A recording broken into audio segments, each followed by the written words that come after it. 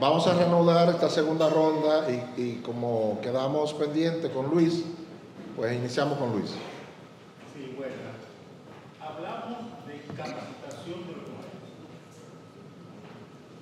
de que la familia se involucre también en el seguimiento a la salud, en la salud, un profesor que esté con la capacidad de enseñar a los niños, pero también los niños, ¿qué le ofrecemos a los estudiantes? Por ejemplo, yo vengo de un campo fronterizo que cuando éramos no había dos salidas, o tú eras guardia o tú eras profesor. Y lo otro era que el papá te decía, o usted va a la escuela o va para el mundo. Y uno, cuando iba entonces a la escuela, que uno veía, uno quería ser médico, ingeniero, abogado, cualquier profesión de la que hay ahora. Pero ahora resulta que esas profesiones no son tan atractivas en el mercado económico. Sin embargo, es más atractivo ser pelotero, ser influencer. Entonces, ¿qué además le vamos a ofrecer a esos niños que busquen para su recompensa final, que también quieran aprender, tengan la necesidad de buscar conocimiento? Yo creo que tenemos que asegurarnos de, uno, integrar en todo el sistema educativo una educación en valores. Porque parte de lo que nosotros estamos viendo hoy, con esa proliferación de estereotipos que no necesariamente responden a ciertos elementos, están muy orientados al tema de los valores familiares, al tema de los valores como sociedad. Y ahí tenemos que asegurarnos que desde muy temprana edad, desde la primera infancia, se empiezan a trabajar una educación en valores como los que muchos de nosotros nos educamos. Luego también hay un tema de visibilizar las carreras, que ya no son las carreras del futuro, que sino son las carreras del presente. Hay una realidad y es que el mundo se ha movido a todo un tema de economía digital, donde hoy en día se hablan de las economías naranjas, donde hoy en día se hablan de las grandes oportunidades que nos suministra el nearshoring, con la posibilidad de acercar las cadenas de suministro. Pero todo esto tiene una vocación de tener una educación con las competencias que este siglo XXI nos ofrece. Ahora, ahí hay un rol de cómo estamos visibilizándole a esos niños esas oportunidades en las carreras de STEM, en todas las carreras vinculadas a la economía naranja, a las oportunidades con el tema de logística y cadenas de suministro. Y ahí, por ejemplo, los medios de comunicación pueden jugar un rol importantísimo, porque la realidad es que ¿qué ven nuestros niños? Ven el estereotipo de una figura, de un influencer, de un youtuber, de un pelotero, de un cantante urbano, que son los más exitosos. Pero ¿por qué no visibilizamos a esos cientos y cientos de profesionales que son súper exitosos también y que son los que permiten que nosotros tengamos todo desarrollo tecnológico, que permiten que haya temas de artes, temas de deporte y que probablemente tienen ingresos iguales o superiores que aquellas figuras que estamos visibilizando? Entonces yo creo que aquí hay un tema también de integrar esa educación en valores desde temprana edad en escuela y familia, y por eso hablamos de la importancia de la familia, de visibilizar esos estereotipos que nosotros quisiéramos a los cuales nuestros niños aspiren, pero además darles la información y el conocimiento adecuado de que, por ejemplo, el 65% de los niños que hoy en día están en el colegio van a trabajar en lugares de trabajo, en posiciones de trabajo que no existen, pero que van a existir dentro de muy poco y que van a representar oportunidades interesantísimas, tanto en el tema de crecimiento profesional como de crecimiento económico. Y ahí nosotros como sectores tenemos una tarea de asegurarnos que ellos conozcan esa oportunidad, visibilicen y se inspiren en esas figuras que no son las figuras que tradicionalmente y cotidianamente estamos viendo en los diferentes canales digitales y en los medios, que son lo que ellos ven y aspiran. Hay que crearles una figura de inspiración vinculada a las carreras del futuro. Millicent. Me gustaría que volvamos al tema de la ADP y no necesariamente el tema de los maestros,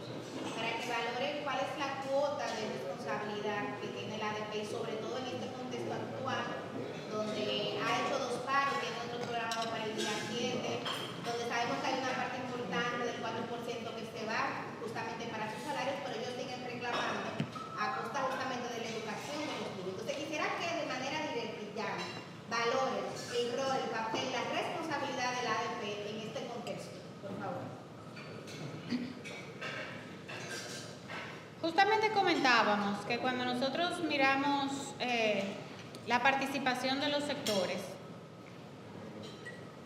el reto no está asociado a los docentes como tal, porque de hecho existen, y Educa siempre ha reafirmado su compromiso con aquellos docentes que hoy en día realmente tienen una vocación de servicio, una vocación de enseñarle a los niños y que se preocupan porque los niños y niñas aprendan. Y en Educa conocemos muchos docentes del sistema público y privado que tienen realmente un compromiso con la educación de los niños del sistema. Y en ellos nosotros honramos su servicio, pero también estamos comprometidos con ellos. El sindicato, que son cosas diferentes, una cosa son los docentes y otra cosa el sindicato. El sindicato suscribió el Pacto Nacional por la Reforma Educativa y ha violado e incumplido N veces los compromisos que suscribió. Y ahí hay una responsabilidad directa en no cumplir con unos compromisos que asumieron como parte de sus responsabilidades. Luego también hay un tema de que efectivamente ha habido un mejoramiento importante en todo lo que son las compensaciones y su sistema de salarios a lo largo de los últimos años. Por el contrario, no hemos tampoco como sociedad recibido la contrapartida que le apoya a ellos como responsabilidad. O sea, la sociedad ha cumplido con el mejoramiento de sus condiciones. A ellos les toca ahora cumplir con entregar los resultados de calidad que se debe a la sociedad y sobre todo en cumplir de manera irrenunciable a los compromisos que están suscritos en el Pacto por la Reforma Educativa. Sí. Luego de que se iban a conocer los resultados de las pruebas. Sí. Digo, lo único que yo iba a agregar también es de la ADP que también diga presente lo que es la formación de sus profesores. O sea, que no es solamente oír la ADP en cuanto a reivindicaciones salariales, sino también en la mejoría. Por ejemplo, algo que nos ha mencionado, Educa tiene haciendo, ¿cuántos años tenemos haciendo el seminario Aprendo? 26 años. 26 años, donde en el último fueron 1000 y pico. En el último Aprendo impactamos a más de 16.000 docentes en un esquema híbrido, presencial y virtual, y se pudieron capacitar de manera exitosa, tanto presencialmente a más de 900 y de manera virtual se impactaron a cerca de 16.000 docentes del sistema. Y estos son los docentes más motivados que hay, que participan en esto, que se trasladan, vienen del interior. Uno quisiera también ver un sindicato, aparte de defender sus prerrogativas salariales, también que participen en esto, en lo que es la formación, que busquen la mejoría del universo docente. De la calidad de los docentes. De su membresía.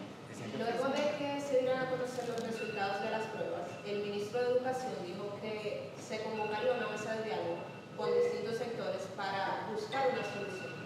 ¿Ustedes como Educa consideran que esto puede contribuir a la solución? Debido a que no sería la primera mesa de diálogo que se crea y la calidad de la educación sigue completamente igual. En Educa creemos en el diálogo, definitivamente, y hemos llamado en múltiples oportunidades a la reflexión y al sentarnos definitivamente a entender y a definir cuáles son las responsabilidades que a cada parte le corresponde. Aquí el reto va a ser que de ese diálogo salgan acciones y que esas acciones realmente se implementen y se cumplan. Porque tú bien lo acabas de mencionar, la realidad es que como país hemos sido exitosos en definir diálogos, en identificar cuáles son las acciones. La brecha está en su implementación y por eso en Educa hablamos de un régimen de consecuencias para cuando no se cumplen los compromisos que cada parte asume como parte de esos diálogos. ¿Creen ustedes que es justo que un pueblo, un país, un gobierno de un país tan pobre como este siga destinando el 25% de su presupuesto a algo que no está funcionando? Es necesario los recursos para poder transitar por una educación de calidad. Sin recursos y sin ese compromiso de la sociedad en su conjunto de aportar el nivel de inversión que hoy en día se aporta a la educación del país, nunca vamos a mejorar nuestra educación de calidad. Yo creo que la enseñanza de estos 10 años es que no es solamente tener los recursos, sino que esos recursos se usen de manera eficiente, se usen de manera efectiva y sobre todo que se parquee la política de un lado para que esos recursos se concentren en lo que realmente importa, que es que los niños aprendan. Pero vuelvo a insistir con mi pregunta de otra forma. Un gobierno de un país pobre debe poner sobre la mesa el 25% de su presupuesto si no sabemos todavía qué es lo que vamos a hacer para que el objetivo de ese 25% del presupuesto, que no es construir escuelas, que no es pagarle bien a los maestros, que no es poner uniformes, sino que salga del sistema educativo buenos estudiantes, que siga poniendo sobre la mesa primero el dinero y después vamos a ver qué hacemos. No hay planes, eso agrego, para que ese dinero se use adecuadamente. Se bien use. Sí hay planes, sí sabemos qué hacer en el país. Hay un Pacto Nacional para la Reforma Educativa que dicta claramente cuáles son las acciones que tienen que implementarse. Están los planes que se aprueban y toda la planificación que se aprueba año tras año. La gran pregunta es cómo hacemos para que realmente se cumpla y para que se ejecute aquello que sabemos que tenemos que hacer. Y ahí es donde nosotros promovemos el cómo despolitizar la educación, a propósito de las declaraciones que ayer hacía el señor presidente. Yo creo que todos tenemos claro que para poder avanzar en la senda de acelerar la calidad educativa, tenemos que despolitizar. Eso lo sabemos y por eso sabemos lo que como país tenemos que hacer. El tema aquí es cómo lo hacemos y si como sociedad estamos dispuestos a hacerlo. Y por eso es que Educa ha planteado estas acciones muy concretas que pueden realizarse para despolitizar la educación y el cumplimiento de esas acciones, al lado del cumplimiento de todos los compromisos que los diferentes actores, incluyendo todos los partidos políticos, la sociedad civil, los sindicatos, suscribieron en el Pacto Nacional. El cumplimiento de esas acciones nos daría una educación de calidad y efectivamente el bien uso de esos recursos que el esfuerzo de la sociedad y del país orienta en materia educativa. Si yo puedo agregar algo, Sí, por favor. Yo todavía conservo mi sombrilla del 4% muy preciado. Yo quisiera responder su pregunta. Sí es justo el seguir invirtiendo el 4%, en mi opinión. Porque ¿cuál es la alternativa? ¿Dónde es que se va a invertir eso si no es en educación? O en salud.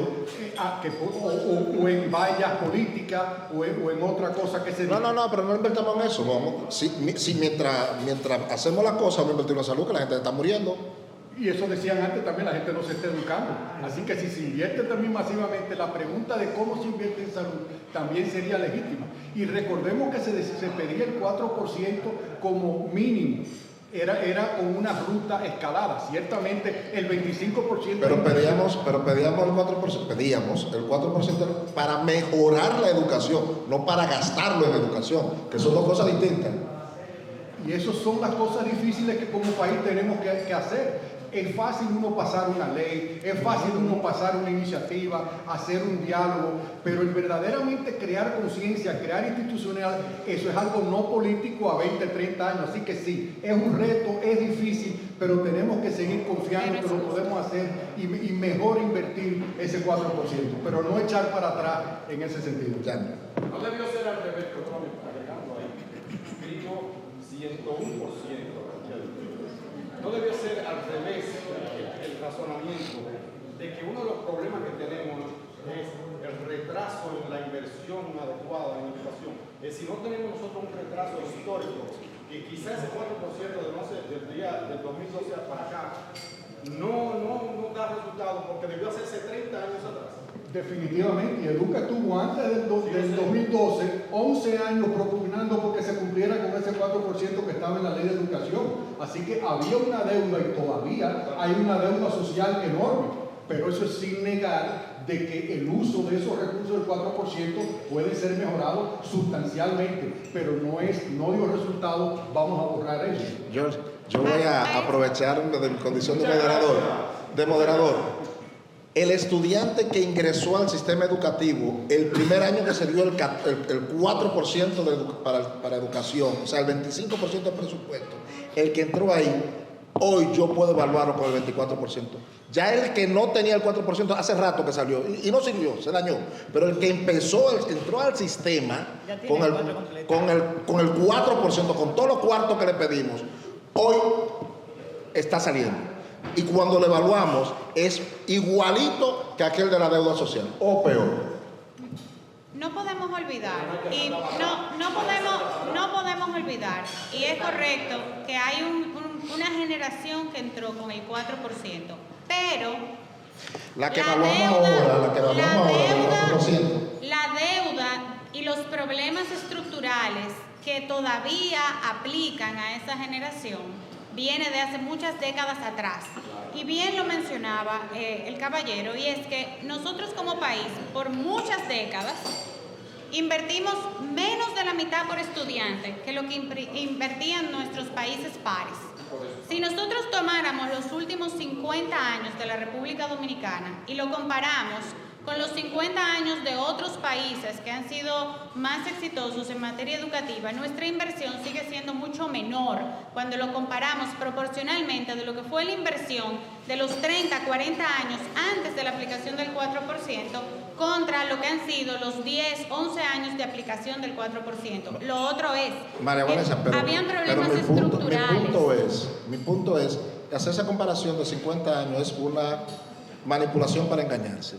Yo tengo que evaluar en el sistema educativo el producto de un ciclo. Y el producto del ciclo del 4% es el que yo tengo que evaluar. O sea, y desde el ciclo, yo tengo que comparar ese que entró en primero, en preprimaria, con el 4% de educación.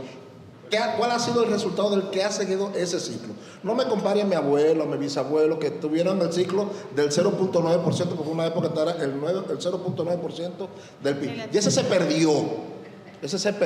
Ahora, el que nosotros estamos formando con el 4% de educación está con tanta deficiencia y cuidado sin más que el anterior. Entonces, no vamos a comparar el 50 años, no. Vamos a comparar de 2013. ¿Qué me ha dado el resultado ese 2013? Yo creo que, miren, Monegro, y la verdad es que uno mismo se lo ha cuestionado, para serte honesta. Si uno mismo se ha cuestionado, caray, debimos haberlo hecho, porque los resultados no dan. Y deberíamos tratar de lograr de que la mayoría de la sociedad se cuestione eso. Y decirle al pueblo del Limón, allá en Samaná, ustedes hace tiempo están poniendo con que quieren un acueducto. No se le puede dar un acueducto porque el dinero se le está invirtiendo en los niños de ustedes. Para que comiencen ustedes a decir, no, pero espérate, entonces no podemos permitir que los profesores no vayan 2 días. Porque el acueducto no lo han hecho, porque los profesores no, porque lo estamos poniendo aquí en esta escuela. Entonces hay que crear a más moneros en la sociedad. Pero tenemos que darnos la oportunidad, por lo menos, de no echar para atrás todavía. Monegro, no podemos echar para atrás todavía. Tenemos que hacer algo diferente a lo que estamos haciendo para que realmente se bien invierta. Pero volver atrás no debería ser la respuesta realmente. Y yo quisiera agregarle a eso, y en efecto, en este momento estamos en un punto de inflexión, en el sentido de que ha habido voluntad política indistintamente del partido de gobierno en la aplicación del 4%. Hay un reconocimiento de la sociedad de que hay elementos como los que plantea el sindicato que van contra lo que han sido los compromisos. Hay medios de comunicación comprometidos con la educación, como es el caso justamente de ustedes. Entonces, es una oportunidad para que con estos aprendizajes que ya tenemos y entendiendo que sin recursos no vamos a lograr la educación de calidad, nos aseguremos de empoderar a las familias, nos aseguremos de empoderar a la sociedad para que los próximos 10 años se exija el uso debido de ese 4% y ahí definitivamente yo siento y me gusta ser optimista de que tendremos unos resultados diferentes solo si la sociedad se empodera y le exige a los diferentes actores el cumplimiento de esas acciones, porque sí sabemos qué hacer. Lo que tenemos es que asegurarnos de que se haga. Hay una carta de la mesa de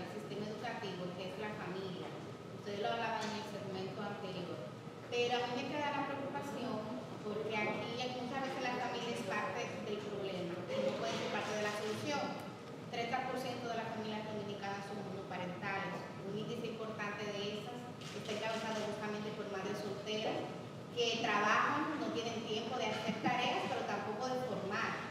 Muchas veces en la familia que se da la violencia, el abuso, el acoso. Entonces me pregunto cuál ha sido la retroalimentación de ustedes en relación a ese trabajo de cara a la familia y no sé hasta qué punto es válido apostar a darle responsabilidad a esas familias cuando, repito, o sea, son parte del problema y no de la solución.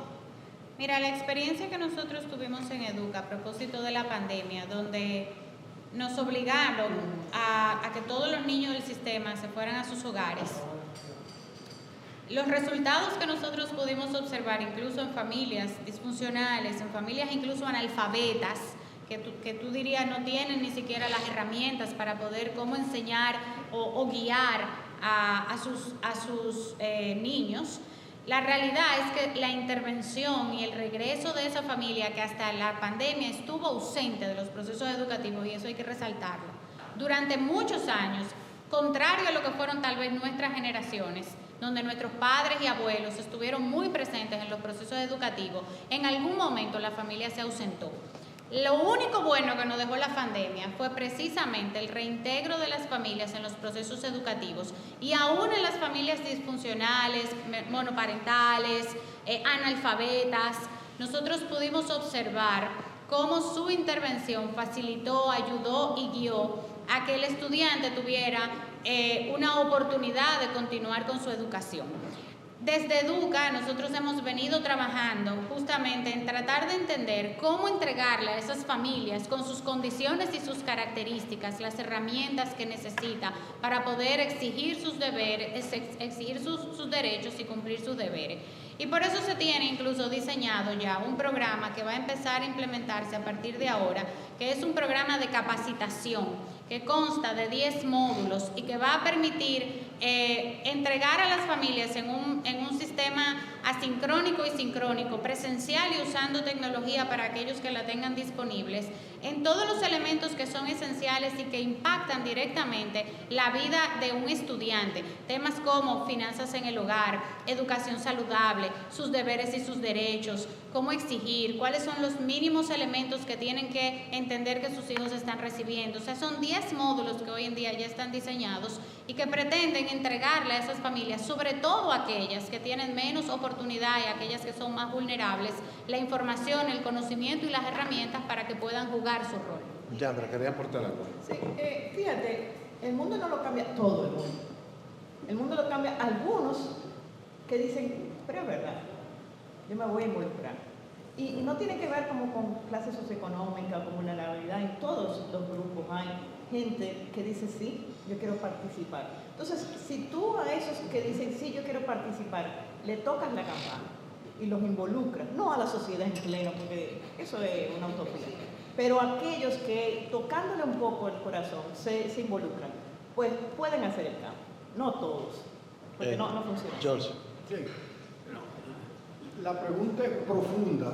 Si uno quisiera cómo uno rediseña la sociedad para que podamos mejorar en educación, ojalá tener esa filosofía confuciana que tienen los países asiáticos, donde no importa la condición socioeconómica, en esa familia se enfatiza la educación, de por ahí es donde tú debes progresar. Nosotros aspiraríamos a que por producto de esto haya un cambio donde haya un mayor involucramiento, difícil, cuasi utópico, como dice Yandra, pero tiene que estar presente la familia para exigir. Y con relación también a lo del 4%, otra motivación es, algo de lo que se busca es reducir la brecha precisamente entre la educación pública, que es el 75% de la educación, y la educación privada. Y es precisamente invirtiendo en la educación pública para que ese niño, como decía el caballero, de la zona fronteriza tenga algo más que aspirar, que sea influencer o pelotero, que también, digamos, pueda tener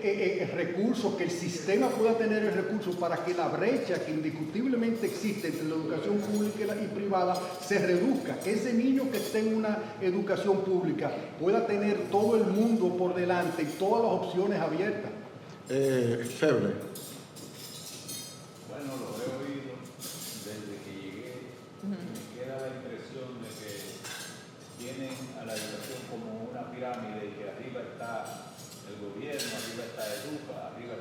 educación, arriba está el 4%, y abajo, en el fondo, en la base, la sociedad. Y yo pregunto si no es posible caminar un poco en vía contraria, en vez de verlo desde arriba hacia abajo, preguntarse qué espera la sociedad dominicana de la educación. ¿Cómo ve la sociedad dominicana la educación como oportunidad? Porque si no, yo creo que van a seguir partiendo siempre desde arriba hacia abajo, con una visión vertical, autoritaria, si se quiere. Pero los resultados van a ser siempre lo mismo, porque al cuerpo social a donde van, tiene una actitud diferente hacia la educación. ¿No se han hecho esa pregunta? Nos la hicimos y justamente la respuesta a esta pregunta fue la necesidad de empoderar a la sociedad. Porque si queremos verlo de la base hacia arriba, necesitamos una sociedad, necesitamos asociaciones de padres, necesitamos tutores, necesitamos a toda la sociedad civil, al sector privado, comprometido, demandando y exigiendo la educación que yo quiero para mi hija, la que usted quiere para su hijo. ¿Qué queremos como sociedad? Porque nuevamente esa inversión del 4% es el esfuerzo de las empresas y de las familias de la República Dominicana. Entonces, cuando nosotros nos hicimos esa pregunta, justamente hace un año, la decisión de Educa fue empezar a trabajar no solamente con los actores tradicionales del sistema, que han sido el gobierno, el ministerio, las asociaciones de escuelas públicas y privadas. La respuesta fue: necesitamos empezar a trabajar con la demanda, con la sociedad, esa que es la base, esa que es importante, asegurarnos que lo que estamos haciendo o lo que al ministerio y a los diferentes actores del sistema les toca hacer por los niños y poner en el centro a esos niños para que realmente aprendan con calidad, tenemos que involucrar a la sociedad porque ellos son la base más importante de esta conversación.